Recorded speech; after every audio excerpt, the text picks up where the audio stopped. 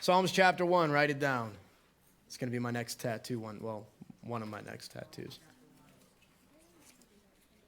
It's going to be like a big rib piece, but I just don't want to endure the pain, so I haven't done it yet. It's going to hurt. I'm going to cry. Blessed is the man who does not walk in the counsel of the wicked. Blessed is the man who does not stand in the way of sinners. Blessed is the man who does not sit in the seat of mockers. But his delight is in the law of the Lord, and on his law he meditates day and night. So blessed is the man who meditates on the law of the Lord day and night. Blessed is the man who delights in the law of the Lord. The man who delights in the law of the Lord, he is like a tree planted by streams of water. The man who delights in the things of God yields fruit in season, which means he also has seasons where he doesn't yield fruit, but when it's his time, he does. The man who honors the law of the Lord, delights in the law of the Lord, his leaf does not wither. The man who delights in the law of the Lord, whatever he does prospers. But it is not so with the wicked. The wicked do not delight in the law of the Lord. The wicked do stand in the way of sinners. The wicked are mockers. The wicked do not meditate on the things of God. They are like chaff. They are like the wind. They're like chaff that the wind blows away. They're unstable. The wicked will not stand in the judgment. Therefore, the wicked will not stand in the judgment, nor sinners in the assembly of the righteous. For the Lord watches over the way of the righteous, but the way of the wicked will perish. So I'm going to give you that as a predecessor for what I'm going to teach you on tonight. I know it didn't say all that, but I was filling in, explaining when it says, but he or she, ladies. Where are my ladies at? Hey. Guys, so gangster. Here's what I'm teaching. Today I'm going to teach you winning in your no. And no. Can I just ask how many guys are signed up for yours? I'm not talking about it. Actually, I think we went from like 9 last Saturday. I think we have like 15 or 16 now. Yeah. You have 40. You know what's sad? What's up, girl? What up? So here's what's sad. Typically in churches, it is a 70-30 ratio, women to men. And so I'm hoping that we can raise up men and we can get some men. Yeah. I know what you're curious about. Yep, you can get signed in. All right, all right. In the evening, you'd have more. Yeah, well, we won't. Ladies and gentlemen, let's keep going. Winning at no. Winning at no. N-O. Winning at no. How do we win at no? No is often a bad word. We don't want to hear it. We don't like it. We feel like failures. I was thinking about when I sold motorcycles. You'd be like, hey, so you want to buy? Oh, no, we're not interested. All that talk, all those facts. Let me tell you about this bike. It's a great bike. Here's what I know about this bike. I can tell you the history of this bike. I can tell you all about how this bike was planned to be driven and ridden. And I can tell you all about this bike and what this bike looks like. And we can customize it. We can make it look just for you. We can get it of your size. Let me tell you all about this bike. Are you interested? Nah. All right. So winning at no. Write this down. Failure is not final. Failure is not final. Failure does not define you. I know David's been on worship ministry for years, and he's watched people be like, I'm a good musician. And then they try out and they're horrible, and you're like, oh, we thought we had this person on the team, and then they're horrible, and you're like, oh, we got to start over. Or you have someone who's like, I can sing, and then they get up there like, yeah, worthy is and you're like, oh, he can't sing. Or you get someone you pour into, and they become awesome, and they become a big part of it, and then all of a sudden they're just gone. And you take that personally, man. You feel like, you know what I mean? You feel like, oh, I'm failing, it's my fault. And in ministry, every time something doesn't go right, it's going to be the people who are heading up that ministry that feel like it's their fault. It could be all you. It could be literally all you. We're going to feel like it's our fault. So that's a big area. Parents, your kid does something stupid. What do? It's my fault. I'm a failure. I hear it all the time from moms and dads. I failed as a parent. Well, you didn't fail as a parent because you're still a parent. It's a parent, you're still a parent. So you still have opportunities to, or I failed at my job. Well, did you get fired? Well, no. Okay, well, go back tomorrow and don't fail, right? So failure, you can't let failure define you. Failure is not constant. Failure is not constant. You know what's constant is what's happening in our heads. That's what's constant. And it's amazing how one moment we let repeat over and over again. Literally. I was watching what's that, Takes a Tumble? That girl, that big girl, it was Charlotte Takes a Tumble. And I just replayed that junk over. This girl's like, yeah! She's on this table and making a video of herself, and she's trying to be all seductive and sexy. And that girl is so smart. She got up on this table, and you shouldn't get on it, this rickety table, and she tried doing some swaggy-delic move, and she just went, whoom, and that table flipped, and she went back, and she's laying on it. She's like, oh, why'd I do that? She's being all crazy. But I watched when she fell, I just sectioned off that one part, and it was like, booch, booch, booch. She was like, ow, ow, ow, ow, and I just kept replaying it over and over again. So, on YouTube, in today's media, failure can be repeated over and over again to be remembered, but it's not happening over and over again. Imagine if every time she fell, I played it, she was sitting at home eating, macaroni and cheese and was like, oh, you know what? Me playing it over and over again shouldn't cause the same pain. And so we have to learn how to get out of our heads. Failure is an opportunity. Failure is a teacher. Failure is an opportunity. It is a teacher. Husbands, fathers, friends, dads, sisters, moms, daughters, wives. Failure is a teacher. Failure is an opportunity. It is, man. Failure is an opportunity. Failure tells us a few things. Here's 3 important things you need to learn from no. From, man, no, I shouldn't have done that. Or no, I can't believe that happened. Or, oh, I failed. Or I screwed up. Or I went bankrupt. I went into debt. My credit cards are racked up. I shouldn't have done this. Shouldn't have said that. Here's 3 things you can learn. Number 1, failure tells you either you need to train or study better. You need to train better. You need to get strong. You went and you ran a race and you lost. You got to train. I was watching the top 10 not good plays of the NFL. It was really funny. And this what's that guy that holds the ball for the kicker?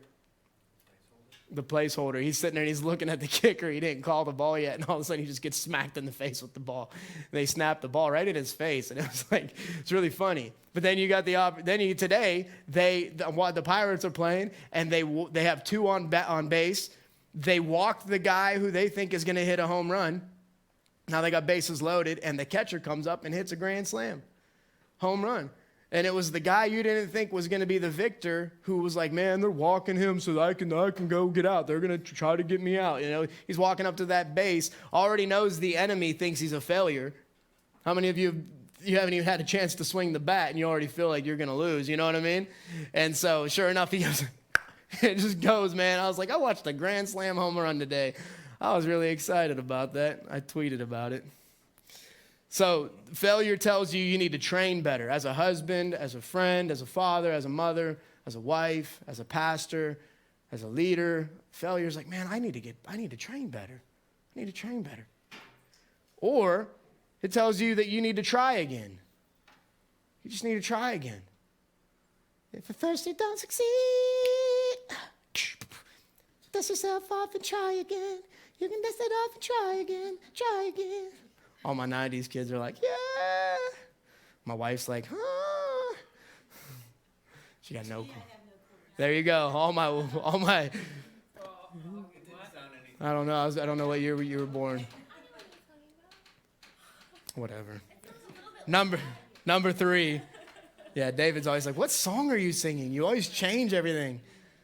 You need to train. You need to study better. Number 2, you need to try again. Or number 3, you need to change your focus. You just need to stop. You just need to get away from it. There's things that you just got to be like, you know what? I'm not meant to try to handle that. I'm not meant to try to do that. It's like we help addicts. That's a big thing. So if we're like, hey, let's go to the bar and minister to people at the bar, there's gonna be people, I'm gonna like, that's not that's not the battle you're supposed to fight. You're not going with me. You go to this place, this team goes to that place, because we have to know where we're most likely to succeed. People like, hey, Pastor Nick. David used to play basketball every Monday with the guys. Let's go play basketball. I'm like, I'm not playing basketball. I am not influential on a basketball court. I don't even look cool on a basketball court. I don't even show up with the right shoes. It ain't right. Like, don't put me in a basketball court. I'm not evangelizing anybody at the basketball court. They're laughing at me the whole time. Failure is not permanent, but it is situational. Failure is situational. This is where people get beat up. We let failure just kill us because we don't leave it in the moment. We take it with us. We can't be that way. People who relapse or struggle with stuff, they go back to a way of thinking, a way of doing things, and immediately they're like, oh, I'm just all the way, and you think you're all the way back there. Imagine if you drive from California to Pittsburgh. I used to do this drive all the time with my family. And you're like in Ohio, and you take a wrong turn. You're like, dang it! And all of a sudden, you're back in California. It doesn't happen that way. You're still in Ohio. You still have to backtrack a little bit to get where you were going. But you're not all the way back there. And that's what failure does to you. Failure's like, I'm all the way back in California. You think you got to pay the same gas bills. You got to take the same trip. It's going to take another 3 days. And we got to quit thinking like that. And this is what's happening in the church. We think everything's like, I can't believe I did. It's over. I'm done. And it's amazing because this is where it drives me nuts when people are like, you're a hypocrite. I'm like, well, no, not really. I mean, I was jacked up when I came to Jesus. So why would me being jacked up keep him away from me? Does it make sense? Why would me failing or struggling? And we need to learn this because we're going to be bringing people in who are going through things. And if we're not willing to let them go through it without calling them what they are in their situation, you see what I'm saying? We can't define people by what they are today. We have to define them by how God is refining them. Oh, that's good. We have to write that down. Shoot, I want to take my own notes. We have to define people by how God is refining people. And this is hard. It was hard for Corey to trust Casey when he was 10 minutes late She's like, where are you at? Yeah. She's like throwing stuff. Yeah, I know. I was dropping him off. I watched the chair fly off the balcony. You know, like I'm playing. But it's realistic. It's realistic that, I was just talking to someone yesterday and they're like, I'm really wanting to believe in my spouse, but when they do anything that resembles what they used to do, it's so hard for me to not see them in their changing process. And like, I feel that, dude. Like, what? They said, it's so hard for me when I see my spouse do what they've done. Anything that looks like anything they've done, it's so hard for me not to think they're not still doing all of that. So like a little bit, like, okay, for instance, if I see a drop of water come from my ceiling, I'm immediately thinking of March 2015, where my wife woke me up and said, there's a waterfall in our kitchen. And literally water was flooding through our ceiling, and I had to call Casey, the savior of all plumbing, and he had to come to my house in the freezing winter, and we were in the attic for like hours on end, rerunning all of my water lines. But if I saw any water, I would immediately be like, it's over. Like, but I don't know that my wife was walking and tripped with her bottle of water in her hand and it squirted up and hit the ceiling or something random. Just some little thing that a little bit of resemblance often makes us go all the way back to the situation. And we are stuck in our situation. That's, especially with addicts. We were at a meeting and the girl was like, every time I go to the garage, my dad gives me a 10, quizzes the crap out of me about why I went to the garage. And we're like, well, yeah, it's because the last 10 years that you've been going to the garage, you were shooting up in the garage. I get that all the time. There you go. And it's going to drive. And see, you have to decide. You have to clarify in your mind, like, I created this expectation. Now I have to help people walk through it. Because my failure does not define me. Yeah, but it's hard. It is hard. Like my sister quit talking to me now. Right. And it is hard. But you know what's awesome? Is as you get refined, people will redefine you.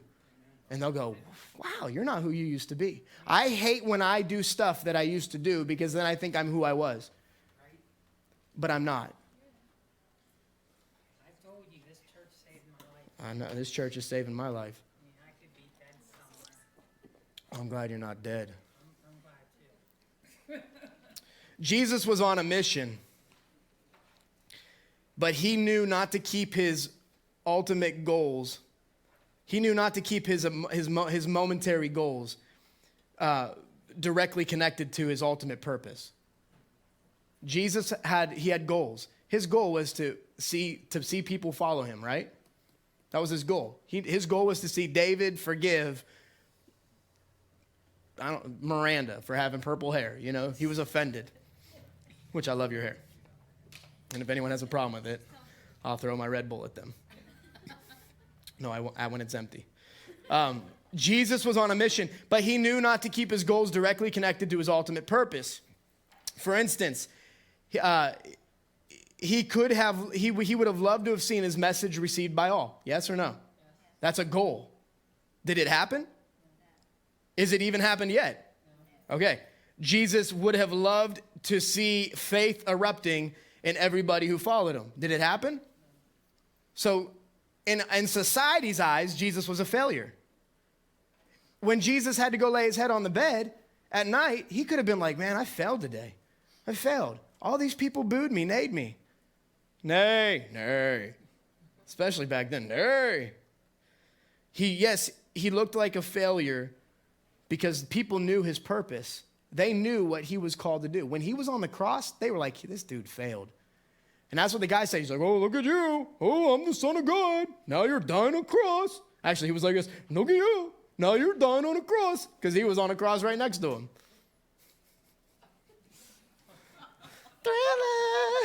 Sorry, that's what I thought of. I watched some security guards do that for some little kid to help him smile or something. It was cute. I was like, they were horrible dancers. Man, I got ADD. No more Red Bull for Nick. Yeah, Jesus knew, listen, write this down. Jesus knew his purpose was much more important than his present circumstance. Edie's purpose is way more important than what she's going through today. And if she lets what she goes through today define what she'll do tomorrow, that's when we're in trouble. Jesus knew his purpose was much greater than his present circumstance. One more time. Jesus knew his purpose was much more powerful than his present circumstance. You change it every time. Jesus knew his purpose was much more powerful than his present circumstance. If I did change it, I'm sorry. I repent. Jesus was focused on his ultimate purpose, therefore bypassing present circumstances in his ultimate reality. No, I'm playing. Let's stop. Whoa. Yeah. Jesus didn't allow rejection and failure to define him. He did not allow rejection and failure to define him. John 1:11.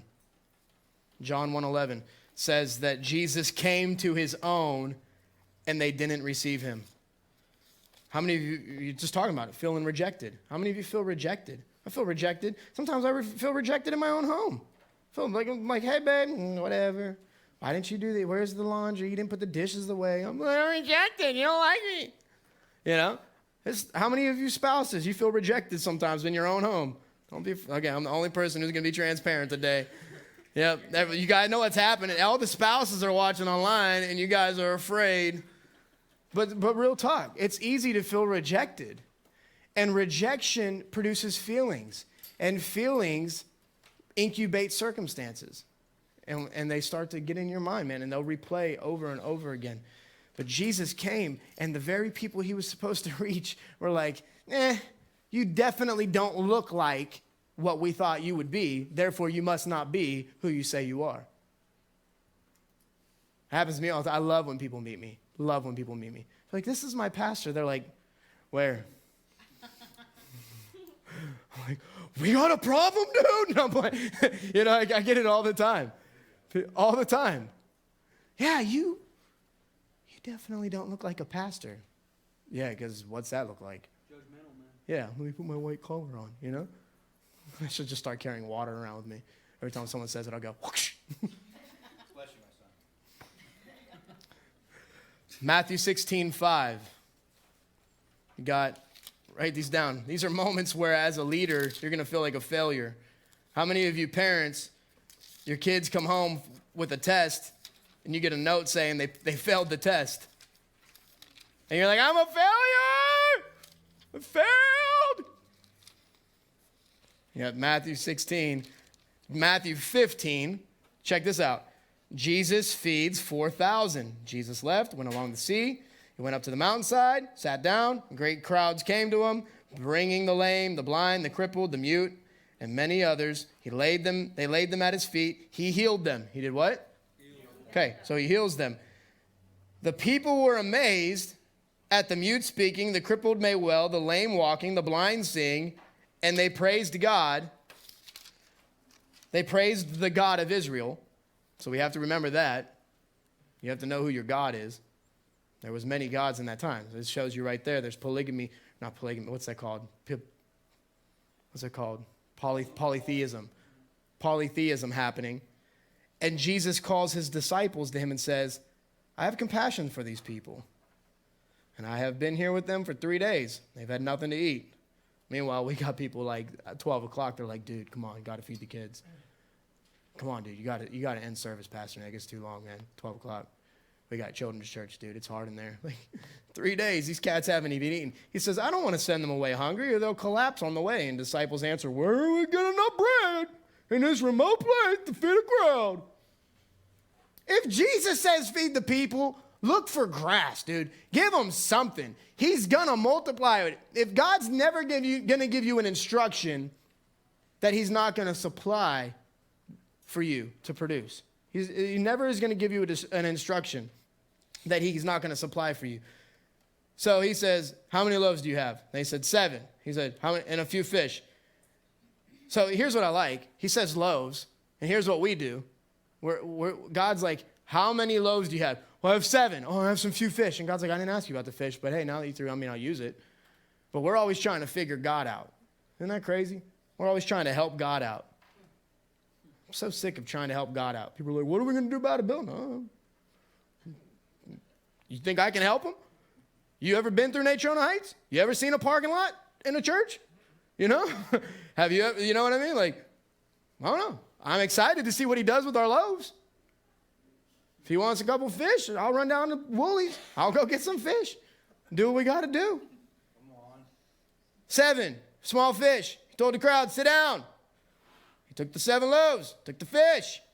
Sound like DMX right now. Then he given thanks. He broke them, gave them, and then they went to the people, and they all ate and were satisfied, and then there was enough food left over for everybody to keep grubbing on. They had Happy Meals later on. Yeah, come on, I hear you. Okay, so that's Matthew 15. Well, here we go to Matthew 16. When they were across the lake, the disciples forgot to take bread. They just got done performing a miracle, feeding 4,000 people with 7 pieces of bread and some fish. And they're like, oh, where's the bread? Where's the bread? And Jesus says, hey, make sure you guys be on your guard against the yeast of the Pharisees. Be careful. Be on your guard. Don't be like them. And they started talking about themselves. Dude, is that because we forgot bread? Oh, man, we're not going to have bread. Everyone's going to be hungry. We're not going to be able to feed them. And Jesus is saying, look, guys, be careful about the little things that creep into your life and make you like those religious people who don't really love people. That's what he's saying. The Pharisees and the Sadducees were people who went to church every week, but God never could get the church in them. Does it make sense? They were failing. They were people who were failing the test. Every week they were supposed to go out and love the hell out of people. And every week they were hating the hell out of people, judging the hell out of people, preaching hell to people. They just refused to love people. And Jesus is saying, be careful. It's the little things. Write this down. It's the little things that will cause you to fail. It's the little things. I mean, you got to think, the Pharisees knew the Bible better than everybody. They knew the law better than anybody, man. But yet they couldn't pass the test over and over and over again. In Luke chapter 24, so Jesus, he's sitting there seeing these guys. Imagine how he felt. I'm sure he felt like a failure. No, he didn't feel like a failure. He was the Son of God. Well, Luke was very clear that Jesus was the Son of Man also. He says that to explain to us that he had to think and feel the same things we had to think and feel. One of my mentors told me something one time. He said, you can't help the way you think sometimes, but you can always help what you do with what you think. Does that make sense? You can't help how you feel. Sometimes you can't help how you feel, but you can help what you do with that. Right, yeah. You know, like, my wife's Italian, okay? I can't help that she feels like wanting to hit me. You know, sometimes when you're Italian, you want to hit somebody. Now, sometimes, even though you feel like hitting somebody, you shouldn't.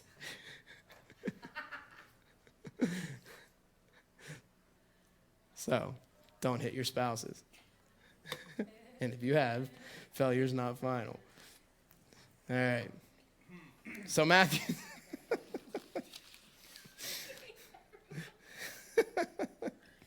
Sorry, guys. I'm just having fun.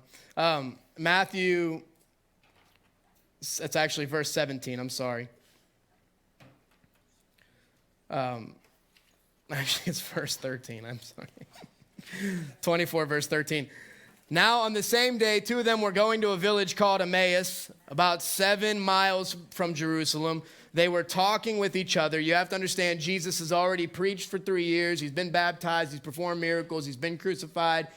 He's died. He's resurrected. You guys listening? Everybody listening? Yes, sir. Please avoid side conversations. If that's hard for you, it's all right. You can just move. I used to have to stand up in class because I'd fall asleep. I had narcolepsy when I didn't like the person talking.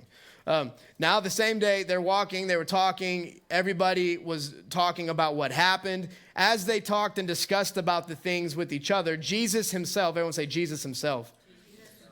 Jesus himself came up and he walked with them. He walked with them. So they're talking about it. They're bummed out. They're discouraged. They're disheartened. And even though they felt like crap, who's walking with them? Even though they're feeling defeated, who's walking with them? Even though they're struggling and they think all hope is lost, who's walking with them? All right, that's good to know. So what are you guys discussing as you walk along? And they stood still, their faces downcast. That's what I hate. I hate when people come to church and they're like, well, Satan's testing me, Pastor. I'm like, well, honestly, it's maybe Satan. It just might be the way you think. A lot of times we get ourselves into our own issues, our own struggles, our own warfare, our own battles. Sometimes not even Satan. Sometimes it is Satan. Sometimes Satan just knows how to trigger the right emotions, the right feelings, the right people in your life to mess with you. He says, why are you guys so downcast? He says, one of them named Cleopas asked him, are you only a visitor that you do not know the things that have happened? You must not have been on Facebook, Jesus. Everybody knows what happened, Jesus. He says, what things? I love it. Jesus acting just dumb. He's like, you want to talk about it? Let's talk. I love when someone comes to me like, hey, did you hear about so-and-so? And I'm like, oh, what? What happened? They tell me all the stuff, and then I see that person. I'm like, hey, what's going on? You look a little bummed. Oh, have you not heard? No, tell me. Tell me. What happened? Sometimes you just got to get it out, you know? Just got to talk about it. They stood still, their face. What things, Jesus says, about Jesus of Nazareth? He was a prophet, powerful in the word and in deed before God and people. The chief priests and the rulers handed him over to be sentenced to death. And they crucified him. But we had hoped that he was the one who was going to redeem Israel. And what is it more? It's the third day since this all took place. In addition, some of our women amazed us. They actually went to the tomb early this morning, but they didn't find his body. They came and told us. Now, they're hearing about this resurrected Jesus, and they're still beat up. And that's us. We come to church. Week after week. This resurrected, life-changing, body healing, mind transforming, God in the flesh, Jesus, and we're still beat up. He says they came. The tomb was empty. They told us that a vision of angels who said that he was alive. And then some of our companions went to the tomb and found that what the women said were true. And they couldn't find him. Couldn't find Jesus. And he said, well, how foolish are you? If I said that as a pastor, our church would be like half full. I love when people in my life, when I'm struggling, I'm going through stuff, I love when I have people in my life, whether they're mentors, friends, companions, or people I don't even know. And they're like, dude, you're being foolish. At first you want to be like, I'll punch you in the face. I went to Bible college, sucker. You know? But then you're like, okay, foolish about what? I'll take it. I'll take it. I can have a foolish moment. He says, how foolish are you? And your heart is so slow to believe what the prophets have spoken. Did not the Christ have to suffer these things to enter glory? You're all mad at what's happening, but don't you have to go through what's happening to get what you want to happen? Don't you have to go through the memories and the feelings and the pain and the withdrawals or the replaying of it in your head? Don't you have to look at what it is in order to overcome it? Don't you have to change what you did to overcome it? Don't you sometimes have to die to it to resurrect? And so then, I love this. Beginning with Moses and all the prophets, Jesus explained to them what was said in all the scriptures concerning him. He sat down and shared the gospel with them. This is the first written experience of someone sharing not only the Christ in the present, but the resurrected Savior. This is Jesus saying, hey, this Jesus you're talking about, failure, failure, failure, failure. He's going to come, he's going to come, he's going to come. He's not coming, he's not coming, he's not coming. Where the heck's he at? Where the heck's he at? Where the heck's he at? Please freaking hurry up. He's here. He has to die. Where'd he go? Oh, he's gone, he's gone, he's gone, he's gone. Holy crap, holy crap, holy crap, holy crap. Hurry up, hurry up, hurry up, hurry up. And then he begins to hang out with them and he's teaching them that Jesus didn't just do what he wanted to do. He did what he had to do to become who he was called to be. You can write that down. Sometimes I have to do what I have to do to become what I want to become. I had someone just tell me, they said, I feel like I'm so lost in a situation that I'm in. I feel like just like all this stuff is accumulating. I said, yeah, but you're not, because you're not lost if you know where you're at. David is not lost as a husband and as a father. Even though he may not know what he's doing, at least he knows where he's at. Right? I sent Casey, whenever he went to the Hab, I saw a quote on Facebook, I forget who said it, it was like, if you think you're losing, if you think you lost your soul, you still have a soul to lose, or something. Oh, that's cool. Exactly when. If you feel like you've lost your soul, you still. Losing your soul and you still have a soul to lose. Yeah, the fact that you're feeling the way you feel is good, because at least you have feelings. You're right. It was good. Casey went to rehab and she's like, oh, you know, and it's easy for people in rehab to feel like they've lost their soul. But the fact that you're in rehab means you got a soul to still, like you still got it. You can write that in your notes. I still got it.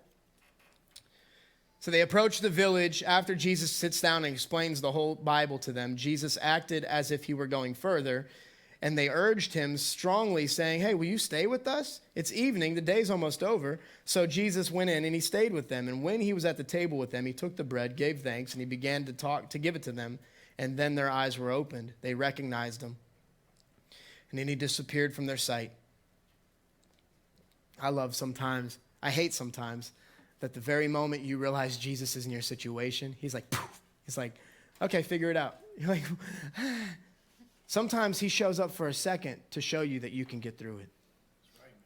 Just a second. That's all you need is 1 second in your struggle. All you need is 1 second. The other day, Sunday after church, I had someone just really disheartened. They said, there's no God. I said, why do you say that? They said, why would all this stuff have happened to me as a kid? Why would these things have gone down? I said, that's, I don't know. I said, but my mom loved me, but my dads were buttholes. And I said, my dads did things to my sister and I that were ungodly. Does that make my mom a bad mom? My mom didn't know about it. My mom wouldn't have commended it.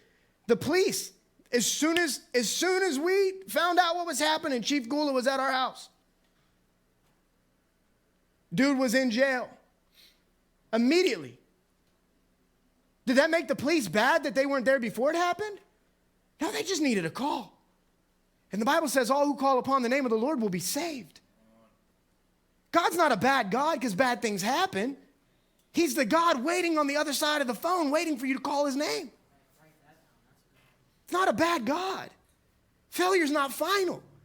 And I said, then they said, well, why am I feeling this way now? Why is it all coming to this? Because God's cut the wound open and it's starting to come to surface. We've been living infected and defected all this time. And as God is refining you so he can redefine you, he's got to cut out stuff and you got to let him push it out. Well, what about this person that died and I love them and I'm hurt? You got to cut that open. You got to let it out. Well, what about this person who left me? What about I was raped? What I was abused? I messed up. I screwed up. What about this? You got to cut it open and you got to let God bring that stuff out. And the Bible says your waves and your breakers, they wash over me as the deep cries out to deep. The things of God, the deeper you get in your walk with him, the more deep stuff inside you will start coming to surface till it comes out. And I cannot wait to be redefined. I can't wait till I look in the mirror one day and say, you are not the you that you were. I can't wait.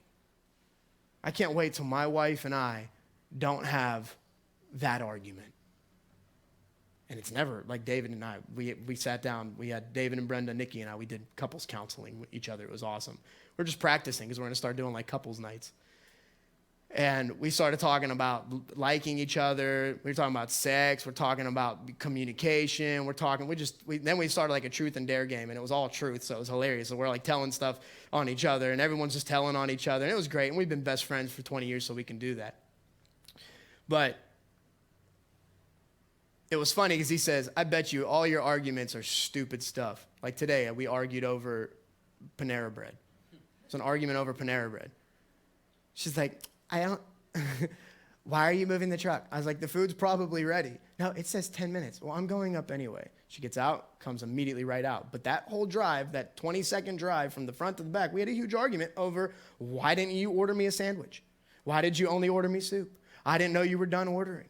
I wanted you to get me something else. Stupid. It's dumb. Dumb arguments. I can't wait till like one day we're like, and I don't want to be like the old couple who just ignores each other. You know what I mean? That's what I hated. I'd work at a restaurant, and it was like you just tolerated each other long enough that you both hold up a newspaper and don't even pay attention to each other. Now we do cell phones.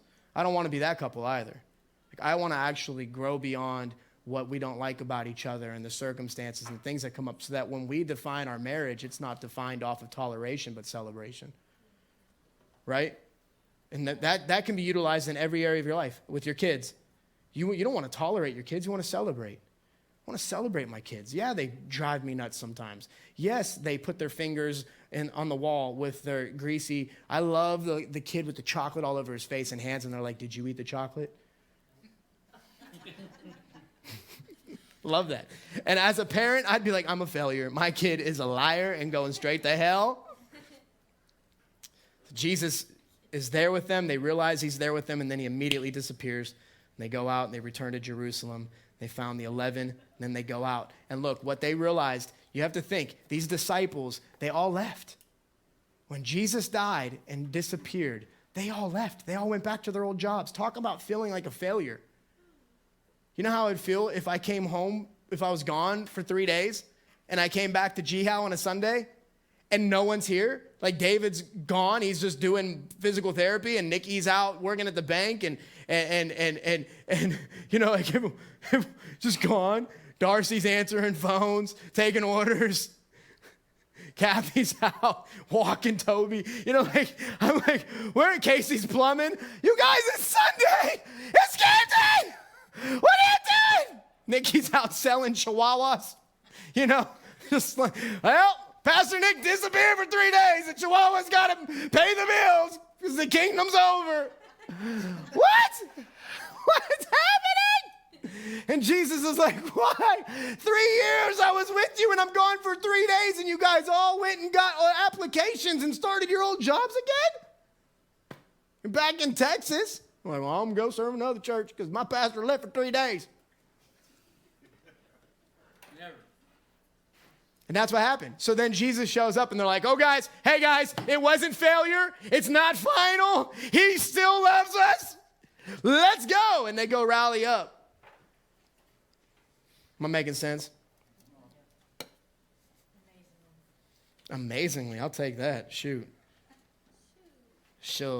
Hey, Carlin. Never mind. Has nothing to do with any. I was going to ask you if I should buy a Nest for my house. All right. I was bidding on it on eBay. I just got outbid. Anyway, check this out. We must see beyond today, and we must see beyond this season. See, here's the problem with where you're at in life. You have today, and you have this season. Like winter. I like winter sometimes. Sometimes I hate winter. It just depends on the day. Nikki does not like winter. She's like, I miss Florida and Alabama. But you have to see beyond today and you have to see beyond your season. Your purpose is far greater than your present trouble. You have to be able, and you have to break down days and seasons. Seasons suck. And seasons oftentimes can't change until you've done what the season requires. And sometimes God has that sowing time where you have to sow better thoughts, better decisions, better actions. And you're wondering why your harvest, why spring's not coming. Where's spring? Where's fall? Where's harvest time? Where's my harvest time? I've been going to church for 20 years and my season's not changing because you're not changing your seed. You're not changing your thoughts, your reactions. You're not changing. You keep doing the same stupid crap. That's why churches have got louder, but they haven't got more powerful. They get louder thinking that they can shout out their season. You can't shout out your season. You got to sow in your season. You got to change in your season. You got to plow in your season. You got to cultivate in your season. You got to run face first into your season and go, that needs worked on. And the way you change your season is by what you do in your day. What am I doing today? Today, I sat there, I watched 8 hours of videos today of teaching on so many different things. We're just watching and listening and going, okay, I need to face me. I want to grow. I get social anxiety. Anybody ever get social anxiety? My phone rings and I'm like, what? What do you want? You know, if I don't know what the number is, I freak out. Seriously. I saw a post today. It was like, friends say, let's go to the restaurant. And it showed a restaurant with a normal person. It showed a restaurant with someone with social anxiety. And it was like hell and flames and stuff. And they're like going in there. And sometimes I deal with that. And then I'm like, where am I getting that from? And I realize where I'm getting it from. I'm getting it from this thing that's attacked my family for years. And then I was like, okay. So I was thinking about counseling and processes and things I could do to work on the way I think. And then I started realizing that if I want to change how I feel, I just need to spend more time in his presence. I need to let him talk to me. I need to let him work and shift and move some things in my mind and in my heart. And the reason you're not liking who you are is because God's not getting to work on who you are. We stay so busy long enough to get here and give God a high five on Sundays, but we're not spending enough time at his feet on Monday, Tuesday, Wednesday, Thursday, Friday, Saturday. And guess what? We use our excuses. We use our season as our excuse. Well, you don't know. My season has kids. My season has this. I have to work 3 jobs. That's your fault. It's your fault. Because it's not your fault that you have that stuff. It's your fault that you're using it as an excuse instead of shifting all that stuff over. You ever heard of something called defragging? On your computer starts to run real sketchy and you can defrag it. And what that does is that takes all the information that's like spread out all over the room and it consolidates it and puts it in a nice orderly fashion so your computer can read and process faster. Your day needs defragged. Your day is so spread out with empty moments And then you know something else is coming up, and we waste the empty moment to get to the next busy moment. We need to learn how to consolidate, defrag. Elijah wanted to give up. Moses wanted to give up. Jesus wanted to do it a different way. David was discouraged. David screwed up. Jacob was a liar. Jacob screwed up. Peter was hostile. Peter cut a dude's ear off when Jesus told him, don't cut the dude's ear off. Zacchaeus was a thief. Thomas was cynical. Judas was the weakest link. But these guys, and you have one guy in there that said, my failure was final, and he killed himself. Wonder if Judas would have waited 3 days. Just saying. Sometimes you just got to wait a couple days, yo. Some days you just got to work it out, baby. Must have been rough. Edison said, I didn't fail at making the light bulb. I just figured 10,000 ways not to do it. What? What you got, babe? We're all like, we've heard that somewhere. Shut your mouth. Noah was a drunk. Abraham was too old. Isaac was a daydreamer. Jacob was a liar. Leah was ugly. Joseph was abused. Moses was a stuttering problem. Samson had long hair and was a womanizer.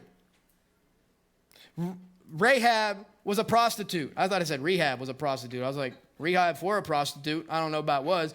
Rahab was a prostitute. Jeremiah and Timothy, they were too young. David had an affair with and then murdered the husband. Isaiah preached naked. I'm going to try that. Jonah ran from God. Peter denied Christ. The disciples fell asleep while praying. Zacchaeus was too small. Paul was too religious. Lazarus was dead. And none of God's messengers mentioned in the Bible were perfect, especially not the diamond standards. And they were all oblivious. They all had obvious inclusions. While it is important to do ministry to share our testimony, even when you don't feel worthy. At this point, does a woman, what point does a woman become refined enough to share what she know about Jesus? Become refined enough to share what she know about Jesus. What she knows. It says no. What she knows. He said it the way he talks. What she know about Jesus? It's time for a woman to know what she know about Jesus. And I wrote this down. This is my journal, guys. This is me. I wrote this to me. Literally. I have another, it says, what to do when you don't want to do what you know you should do. That's going to be another message. What to do when you don't do what you know you should do. And this is mine. And I said, even in my highest of heights, as a pastor, I still have to fight my own battles. And even in my victories, I have to fight the feelings of a failure. There's not a day that they don't come up and smack me in the face. Not a day. But Christ is my Redeemer, so I'm not done. You should write that down. Christ is my Redeemer, so I'm not done. Someone says, oh, well, I seen what you did. You'd be like, Christ is my Redeemer. Someone's like, oh, well, you're doing that. You'd be like, well, Christ is my Redeemer.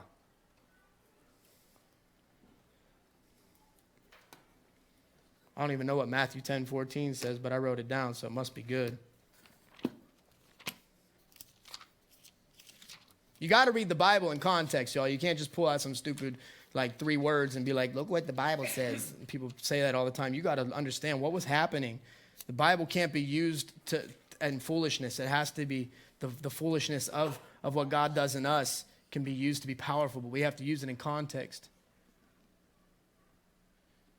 If anyone will not, he says, look, if anybody doesn't receive you, shake the dust off your feet.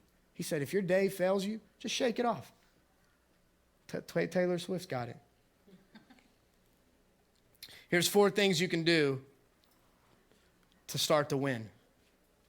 Number 1, surround yourself with right people. I love when I'm going, David and Brenda have been some of the greatest assets in my life. I want to surround myself with people who help me win. I had someone the other day, they're like, hey, Pastor, this is your purpose. This is what you're called to do. I was like, man, thank you. I need to hear that. Because, that's what I was telling you the other day. We're playing kickball. You're like, I have my own vices. Don't believe that. You do have vices, but you have purpose greater than a vice. And I hate my vices. Casey hates his wife. We go hanging out all the time, and we sit there and we talk. We tell on each other. Man, I'll do this. I do that. I need to work on this. I need to work on that. But then we quit talking about it, and we say, man, but we got purpose, man.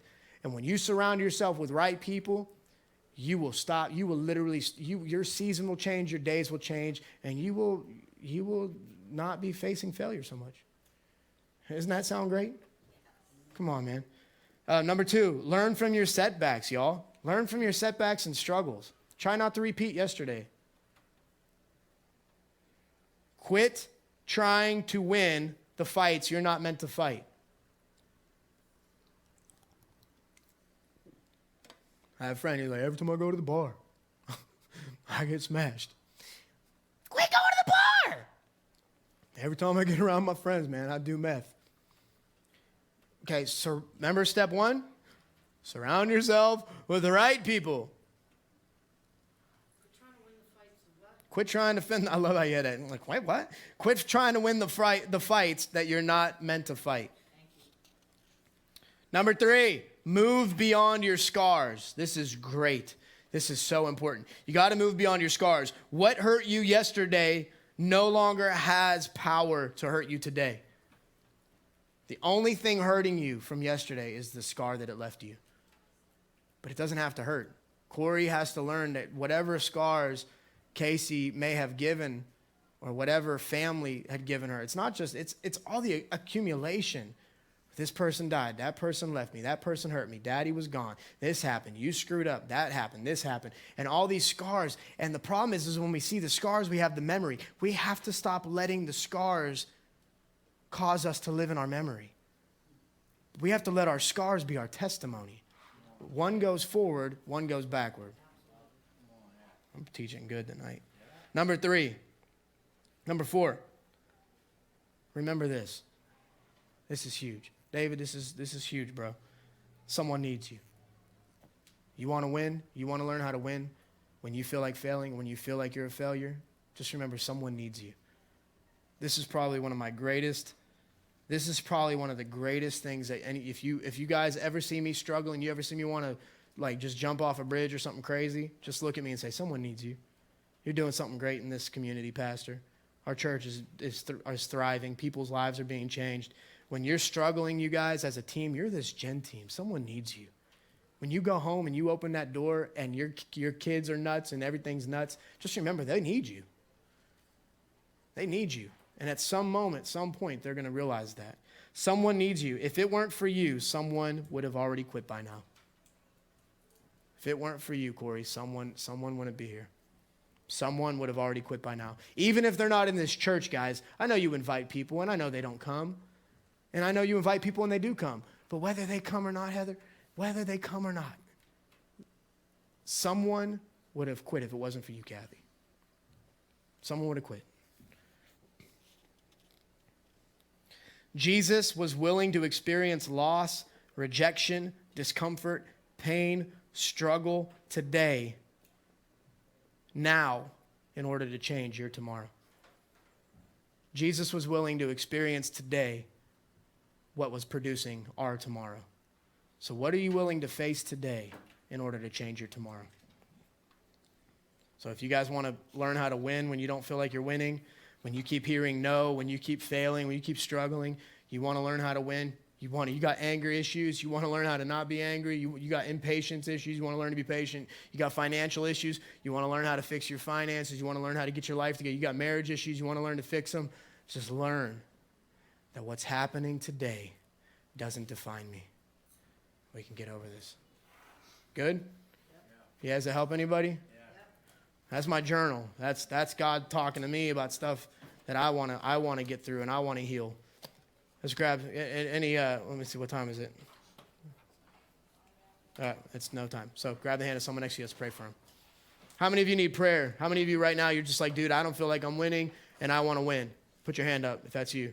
I don't want to fail. I don't want to be a failure. Hands going up, hands going up. All right, good stuff. All right, grab the hand of someone next to you. God, thank you for these people in this room. They are your people. God, we are your people. We love you. We just pray for every person who lifted their hands, God. And we tell them, you are not a failure. Come on, let's say it. Say, you're not a failure. God, we encourage them. We speak life over them. We know they're not failures. God, when we see scars, we don't look at their memories. We just see a cool story to tell. Well, they show me, tell me about your scars. How did they heal? It's awesome you're not bleeding. That's great. That means you're not going to die. God, we speak to the scars. We speak to the issues. We speak to the pain. God, we speak to the failure that shows up in our face. We say, failure, you have no authority over us.